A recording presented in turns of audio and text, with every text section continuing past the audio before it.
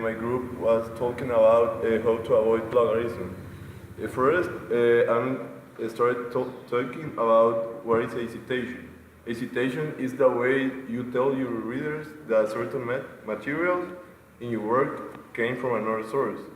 It also gives the readers another good information or necessary to find the source again, including the information about the author, the title of the work, the name and location of the company that published your copy of the source, the date your copy was published, the page numbers of the materials are broken. Why should I cite the source? Giving credit to the original author by citing source is the only way to use another people. But there are a number of reasons to cite some source. One of them are citing source shows the amount of research you have done. Citing source strengthens your work by lending outside support to your idea. Doesn't citing source make my work seem less original? Not at all. On the contrary, citing source actually helps your reader distinguish your idea from those of your source. When one of our questions is when I need to cite. Whenever you word words or ideas to your acknowledge the source.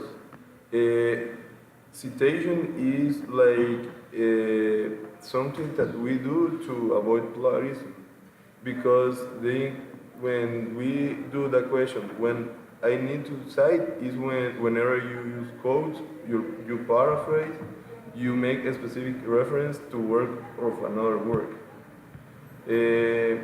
Then continue another.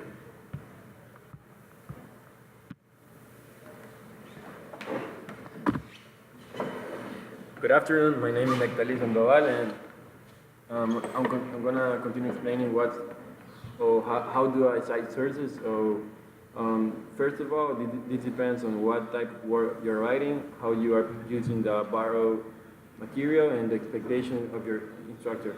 Okay, first of all, first you have to think about how you want to identify your sources. If your sources are very important to your ideas, you should mention the author and work in the sentence that introduces the citation. If, however, you are only citing the source to make a minor point, you may consider using parenthetical references, footnotes, or endnotes. There are also different forms of citation for different disciplines. For example, when you cite sources in a psychology paper, you should probably use a different form of citation than you might in a paper for an English in class. Finally, you should always consult your instructor to determine the form of citation appropriate for your paper. You can save a lot of time and energy simply by asking how should I cite my sources, or just asking what style of citation should I use before you begin writing. Okay. Now I'm going to explain you a little bit about how to identify sources in the body of your paper. And the first time you cite a source, it is almost always a good idea to mention its author, time, genre. Either is a book, article, web page, or etc. If the source is central to your work, if it's important, you may want to introduce it in a separate sentence or two. Also, you have to summarize it because the importance of it and its main ideas, but often you can just tag this information onto the beginning or end of the sources or the sentence. Okay, for example, I'll give you, Milan Kundera in his book, The Art of the Novel, suggests that, under quotation, if the novel should really disappear, it will do so not because it is exhausted its power, but because it exists in a world grown adding to it. You may also want to describe the author if they are not famous, okay? Or if you have reason to believe your reader does not know them, and my partner will continue explaining.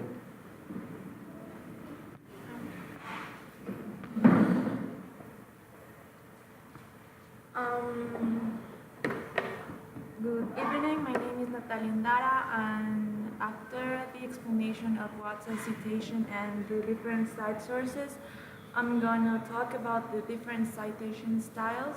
So, citation styles differ mostly in location, order, and syntax of information about different references. The number of the diversity of citation styles reflect different priorities with respect to concision, reliability, dates, authors, publications, and of course style. There are also two major divisions within most citation styles, like documentary note style and parenthetical style. So documentary note style is the standard form of documenting sources. It involves using either footnotes or endnotes, so that information about your sources is readily available to your readers, but doesn't interfere with the reading of your work. With so many different citation styles, uh, we have a question: how do you know which one is right for your paper? So first, we strongly recommend asking your instructor. These are several factors which go into determining the appropriate citation style, including discipline, academic expectation, and the research aims of an assignment, and the individual preference of your instructor. So my friend's going to talk about how to paraphrase.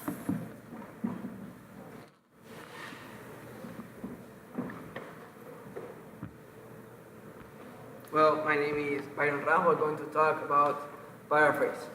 Uh, Paraphrase is when you get some part of a paper or article from another person to add it in your writer or in your new article.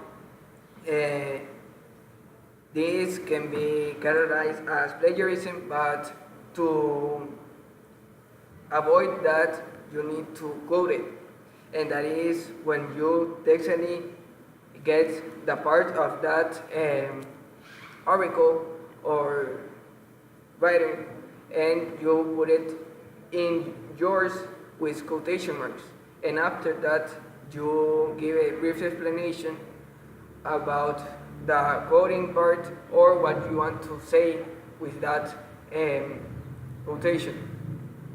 And the other part is paraphrasing, is when you get the part of the article and you change the idea with your own words to give another idea of the structure. Now my friend will continue.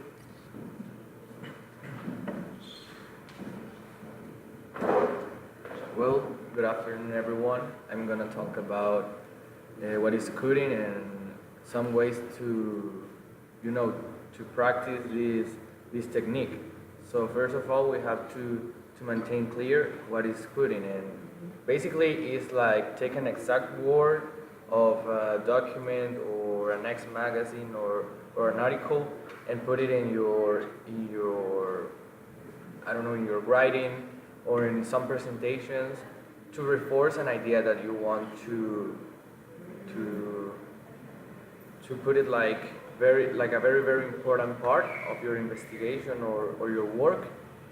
And we have to try not to confuse paraphrasing with quoting, because sometimes people think that is paraphrasing, but they are quoting, but that is totally wrong, because then you are committing plagiarism. So you have to know how and when you have to quote. And most of the time, paraphrasing and summarizing, are like enough sources to reinforce an investigation but you have to cite.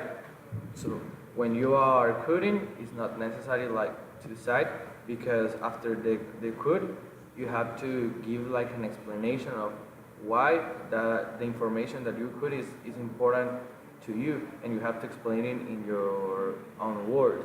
If you don't do this, you are committing plagiarism. So to conclude, we can say that all these tools, paraphrasing, citation, codings, are important to, to avoid plagiarism and to have good results when you are writing something or working in some investigation. And if we follow follow all the steps that we present, and we try to use efficiently these tools, we're going to avoid plagiarism efficiently. So thank you.